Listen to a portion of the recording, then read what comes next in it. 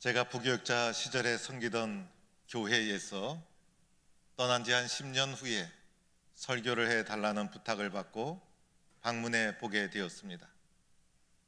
설교를 은혜 가운데 마친 후에 로비에서 성도들과 반갑게 인사를 하면서 나보게 되었습니다. 그때 예배당 모퉁이에 한 여집사님이 저를 기다리고 있었습니다. 저를 보더니 너무 반가워하면서 눈물을 흘리는 것입니다. 가만히 바라보니 기억이 나기 시작합니다. 바로 교회 밑에 단칸방에 살던 여 집사님이셨습니다. 그 집사님의 남편은 운동 코치였고 교회도 잘 나오지 않았습니다. 그리고 생활비도 제대로 갖다 주지 않았습니다.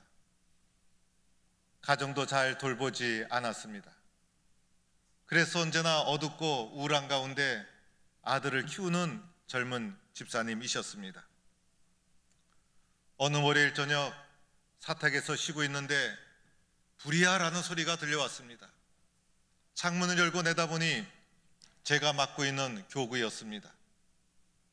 저는 옷을 주워 입고 얼른 현장으로 달려가 보니 예상한 대로 그 집사님 단칸방에서 불이 나고 있었습니다.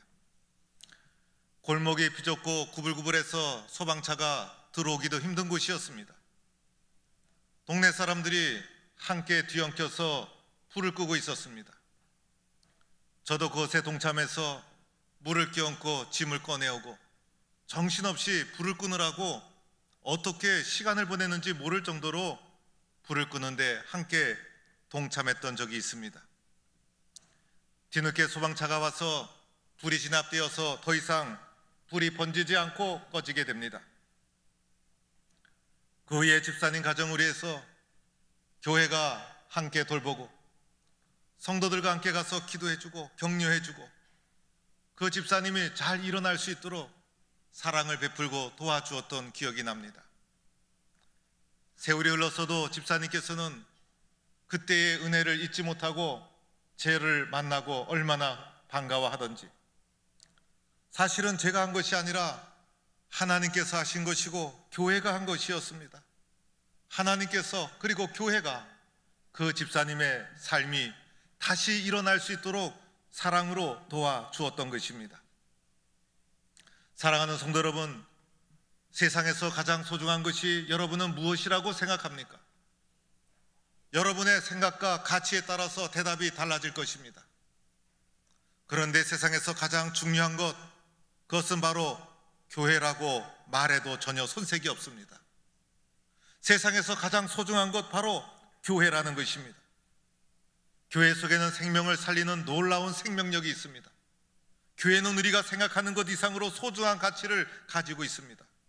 교회만이 우리에게 줄 수 있는 귀한 영향력이 있다는 것입니다.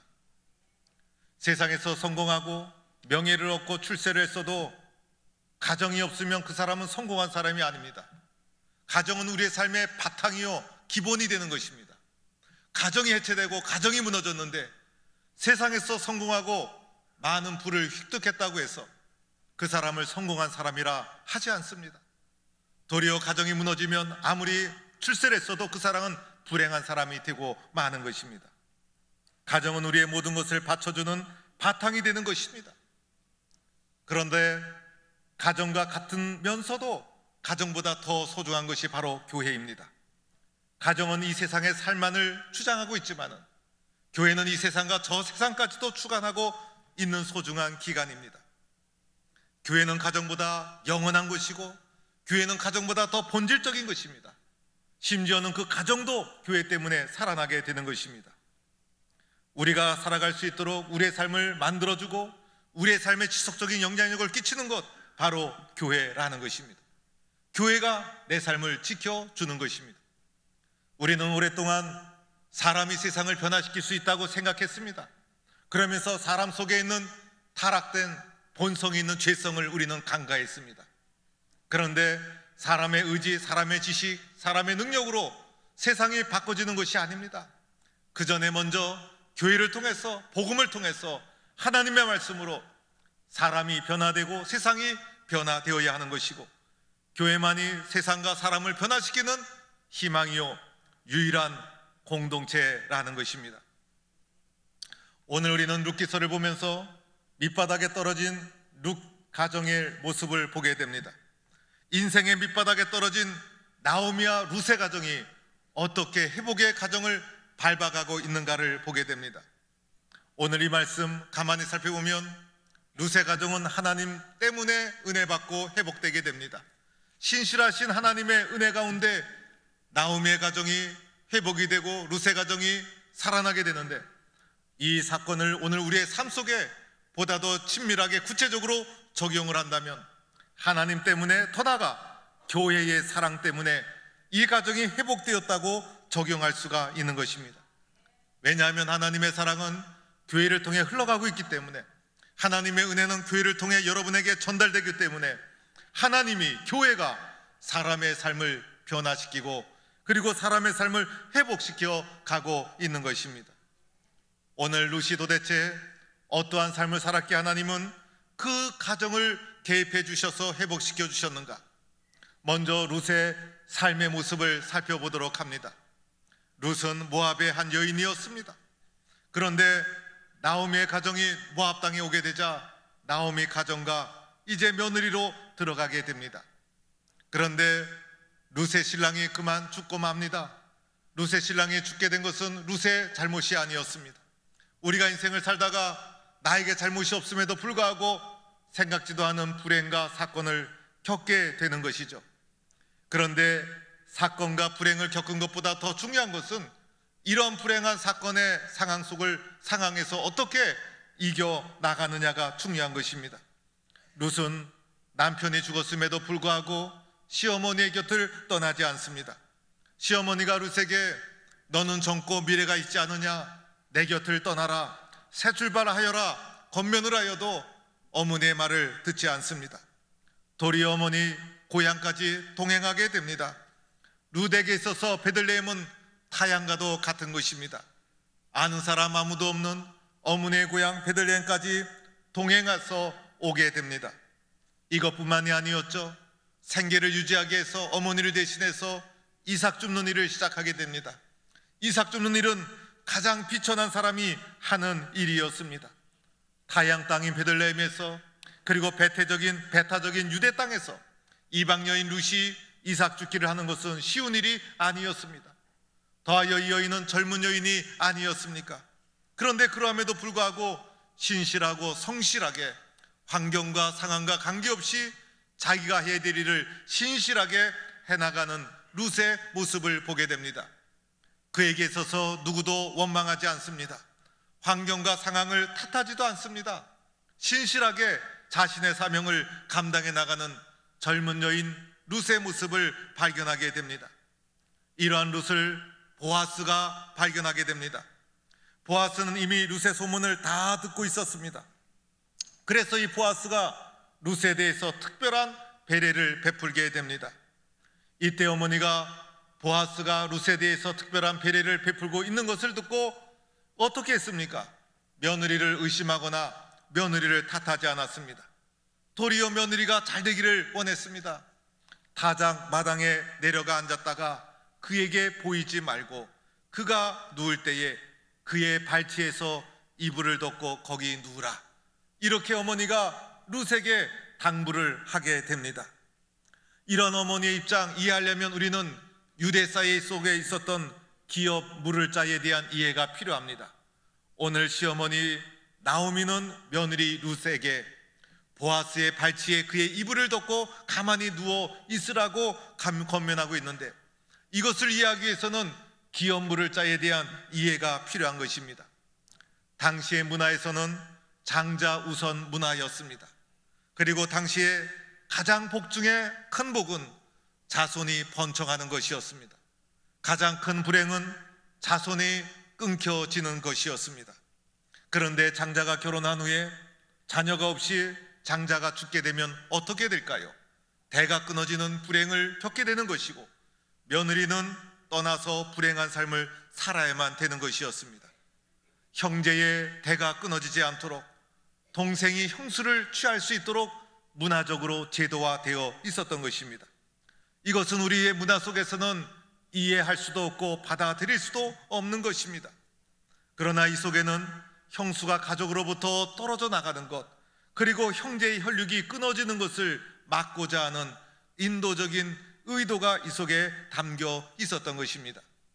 보아스가 바로 기업 물을 자 중에 하나였습니다.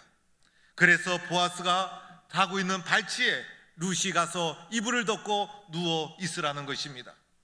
그런데 문제는 보아스가 룻을 선택하지 않았는데 룻이 보아스의 의도도 묻지 않고 그의 이불을 덮고 자는 것은 위험한 일이었습니다. 잘못하다가는 룻에게 수치스러운 일이 될 수가 있습니다. 부끄러운 일이 될 수도 있는 것입니다. 오해받을 수도 있는 것이고 위험한 상황이 초래될 수도 있는 것이었습니다.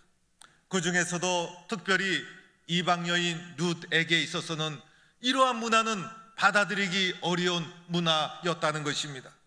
그러함에도 불구하고 시어머니 나오미가 룻에게 당부하자 룻이 뭐라고 말합니까? 어머니의 말씀대로 내가 다 행하리이다. 어머니의 말씀대로 내가 다 행하리이다. 어머니가 말씀하신 것에 절대적으로 순종하는 룻의 모습을 보게 됩니다. 어머니가 시키는 대로 룻이 철저하게 그대로 순종하여 이행하게 되었던 것입니다. 룻의 모습을 통해서 우리에게 보여주는 모습이 무엇입니까? 어머니에 대한 절대적인 순종의 모습, 어머니의 말씀이라면 그대로 순종하는 아름다운 순종의 믿음, 이러한 모습을 룻을 통해 발견하게 됩니다. 환경과 상황을 탓하지 않았습니다. 내가 원하는 것만 한다면 그것은 순종이 아닙니다. 할 수 있는 것을 한다면 그것도 순종이 아닙니다. 할 수 없음에도 불구하고, 나와 다름에도 불구하고, 내가 이해가 되지 않음에도 불구하고 나를 쳐 순종했다는 것입니다. 이것은 보통의 마음이 아닌 것입니다. 어머니의 뜻이라면 절대적으로 순종했던 룻의 모습, 순종이 얼마나 중요한가 룻을 통해 우리에게 보여주고 있는 것입니다. 오늘 우리는 순종의 미덕을 찾아보기 어려운 시대에 살아가고 있습니다.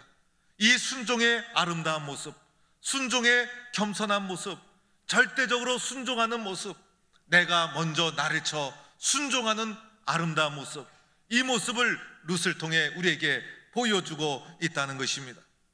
오늘 우리는 속으로 이렇게 다짐해야 됩니다. 나도 이렇게 순종의 삶을 살겠습니다. 이것이 룻을 통해 우리에게 보여주는 삶의 모습인 것입니다. 결국은 이 순종의 모습이 룻의 삶을 새롭게 회복시켜 주시는 계기가 되고 마는 것입니다. 또한 나오미의 모습을 보시기 바랍니다. 나오미는 룻에게 요즘 속칭 말하는 시어머니 노릇을 하지 않았어요.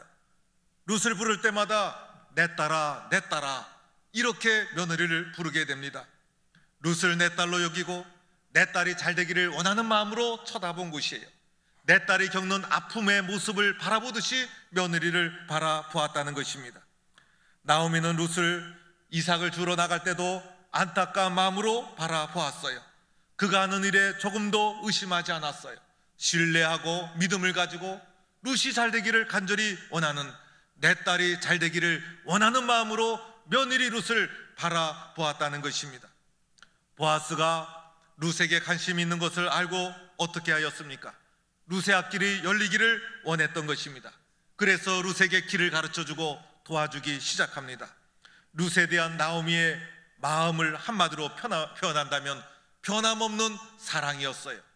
때와 장소와 시간에 관계없이 변함없는 사랑, 나오미가 룻을 향한 사랑, 세월이 가도 변함이 없었어요.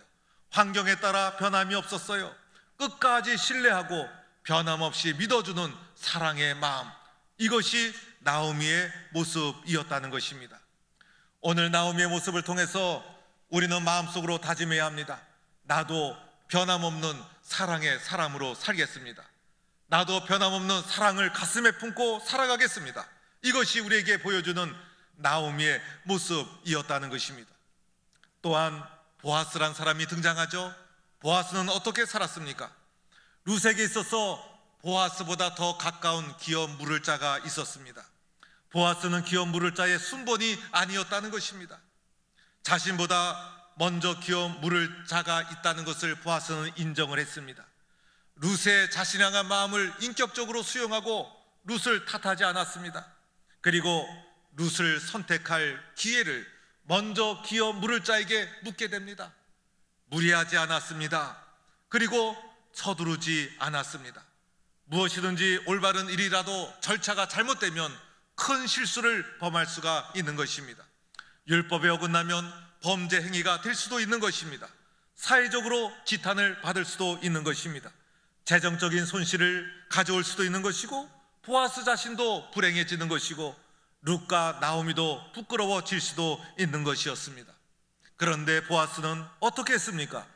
룻을 인격적으로 수용하고 기다리고 신뢰하고 존중하는 처신을 하게 됩니다. 보아스의 존중하는 마음, 예절있는 모습, 이것이 그들 모두를 품위 있고 가치 있게 만들어 주게 됩니다. 사랑하는 성도 여러분, 룻의 가정처럼 비참한 가정이 어디 있었을까? 룻처럼 비참한 인생의 밑바닥에 떨어진 사람이 어디 있었을까? 그런데 모든 사람은 이런 절망의 밑바닥에 떨어지면 나의 인생은 여기서 끝났구나라고 생각합니다. 그런데 그것이 아니었어요. 이 가정이 회복의 길을 밟아가기 시작합니다. 그것은 룻에게 있었던 절대적인 순종, 그리고 나오미에게 있었던 변함없는 사랑, 그리고 보아스에게 있었던 품위 있는 예절, 이것이 그들의 삶을 새롭게 회복시켜주는 소중한 통로가 되고 있다는 것입니다. 오늘 말씀을 보세요. 보아스가 룻에게 이렇게 말합니다. 내 딸아, 여호와께서 내게 복 주시기를 원하노라. 내가 가난하건 부하건 젊은 자를 따르지 아니하고 내가 베푼 인애가 처음보다 나중이 더하도다. 내가 베푼 인애가 처음보다 나중이 더하도다. 여러분, 처음에는 누구나 다 잘할 수 있어요. 처음에는 누구나 다 잘 달려나갈 수가 있어요. 그러나 중요한 것은 마지막이라는 사실입니다. 마지막을 어떻게 보내느냐, 마지막을 어떻게 마무리하는가, 이것이 보다 더 중요한 것입니다. 그런데 오늘 말씀 보니 처음보다 나중이 더하니라, 이것이 룻의 모습이었어요. 룻이 가지고 있었던 순종의 모습, 나오미가 가지고 있었던 사랑의 모습, 가면 갈수록 더 빛나는 것이었습니다. 가면 갈수록 더 했다는 것입니다. 가면 갈수록 더 존귀해졌다는 것입니다. 이것이 룻의 가정의 모습이었고, 이것 때문에 룻의 가정이 회복의 길을 걸어가게 됩니다. 마침내 어떻게 되었습니까? 보아스가 룻을 아내로 맞이하죠. 그리고 기업 물을 자의 책임을 다 감당하게 됩니다. 그리고 보아스와 룻의 가정을 통해서 누가 태어납니까? 오벳이 태어나고 이새가 태어나고 드디어 다윗이 태어나고 그 혈통을 따라서 예수 그리스도 메시아가 태어나게 되었다는 것입니다. 놀라운 축복의 주인공이 됩니다. 이방 여인이었음에도 불구하고 남편이 일찍 죽어서 의지할 것 하나 없는 인생의 밑바닥에 떨어져 이삭을 줍는 여인이었음에도 불구하고 하나님은 이 여인을 소중하고 존귀하게 사용해 주셨습니다. 처음보다 나중이 더한 축복된 삶을 살았습니다. 이러한 삶을 살아가는 성도들이 될 수 있기를 축원합니다. 사랑하는 성도 여러분, 인생을 살다가 불행한 일을 우리는 겪게 됩니다. 힘겨운 삶을 살아가게 됩니다. 고난을 때로는 받게 됩니다. 그런데 기억해야 될 것이 있습니다. 영원한 불행, 영원한 고난, 영원한 실패는 존재하지 않는다는 것입니다. 그리고 또한 불행 없는 삶, 고난 없는 삶, 실패 없는 삶은 이 세상에 아무도 없다는 것입니다. 누구나 실패를 경험해 본 삶을 살아가고 있습니다. 그런데 그 고난의 자리에서, 실패의 자리에서, 불행의 자리에서 룻과 나오미의 가정이 회복의 가정, 축복의 가정으로 딛고 일어서는 소중한 계기가 무엇이었는가? 변함없는 사랑과 절대적인 순종이었다는 것입니다. 이것이 축복의 계기가 되고 하나님의 능력이 임하는 통로가 되었다는 것이었어요. 이들이 순종하지 않았다면, 사랑하지 않았다면 이 실패의 밑바닥에서 어떻게 헤어나올 수 있었을까? 아무것도 없었고 의지할 것이 없었어요. 그러나 이들이 하나님 앞에 놀라운 축복의 주인공이 된 것은 변함없는 순종, 절대적인 순종, 변함없는 사랑. 그들 속에 환경과 상황과 관계없이 자신을 지키는 순종과 사랑이 있었기 때문에 하나님의 은혜가 임하는 통로가 되고 말았다는 것입니다. 그런데 문제가 있습니다. 우리도 순종과 사랑의 사람이 되고 싶지만은 우리는 순종의 체질이 아니라는 것입니다. 변함없는 사랑을 하고 싶지만은 우리의 사랑은 너무나 쉽게 변질된다는 것이 문제입니다. 우리들은 원래 불순종의 자녀들, 순종의 체질이 아닙니다. 우리 속에는 얼마나 강팍한 불순종의 심령이 가득 차 있는지 모릅니다. 우리의 사랑은 주님의 사랑이 아니라 이기적인 사랑입니다. 시시때때로 변하고 환경과 상황에 따라 나를 지키지 못하는 그러한 심령을 가지고 살아가는 것이 문제라는 것입니다. 어떻게 해야 합니까? 먼저는 하나님의 도움을 구해야 합니다. 하나님, 나는 순종의 사람이 아닙니다. 주님, 나는 사랑의 사람이 아닙니다. 나의 연약함을 아시는 주님, 내가 순종할 수 있도록 나를 도와주세요. 주님의 사랑을 배울 수 있도록 나를 붙잡아 주세요. 내 힘과 내 능력으로는 순종과 사랑의 길을 걸어갈 수 없습니다. 이 불행의 밑바닥에서 일어설 수가 없습니다. 나에게 순종과 사랑의 가득함을 채워주세요. 하나님의 도우심을 구해야 한다는 것입니다. 그리고 나서 우리의 사랑과 순종은 하나님을 향한 것임을 기억해야 합니다. 사람에게 순종하고 사람을 살아가는 것 중요합니다. 그러나 보다도 본질적인 것은 하나님을 향한 사랑이요 하나님을 향한 순종이라는 것입니다. 오늘도 하나님은 절대적이고 신실하신 사랑으로 언약을 지켜나가고 있는 것입니다. 헤세드의 하나님, 십자가의 사랑으로 우리와 언약을 맺으신 하나님, 하나님께서 그의 언약을 신실하게 지켜나가고 있는 것입니다. 하나님 앞에 나는 어떻게 살아갈 것인가? 하나님 앞에 절대적인 순종과 변함없는 사랑으로 살아가겠습니다. 나의 순종과 나의 사랑은 하나님을 향한 것이라는 것을 기억해야 합니다. 하나님 앞에 순종하고 하나님 앞에 사랑을 고백하지 못한다면 우리는 회복의 삶을 살아갈 수가 없는 것입니다. 그래야 우리의 순종과 사랑이 하나님을 향한 것임을 기억해야 되는 것입니다. 그리고 마지막으로 하나님의 신실하신 사랑은, 나를 향한 하나님의 신실하신 사랑은 교회를 통해 우리에게 전달되고 있다는 것입니다. 교회가 없이는 하나님의 신실하신 사랑, 구체적인 사랑을 어떻게 전달받을 수 있겠습니까? 하나님을 향한 순종과 사랑은 교회를 통하여 또다시 하나님께 올려드려야 되는 것입니다. 교회의 가치, 교회의 소중함, 교회를 통해 역사하시는 하나님의 은혜, 우리는 이것을 보아야 합니다.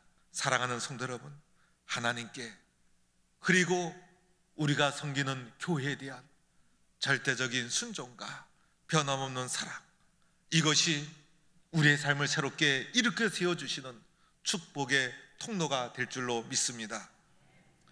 신실하신 하나님, 오늘도 나와 맺은 언약을 신실하게 지켜나가시는 그 하나님 앞에 처음보다 나중이 더 잘 되는 축복된 삶을 누리게 되는 변함없는 순종과 사랑으로 주님 앞에 나가는 성도가 되기를 주의 이름으로 축원합니다.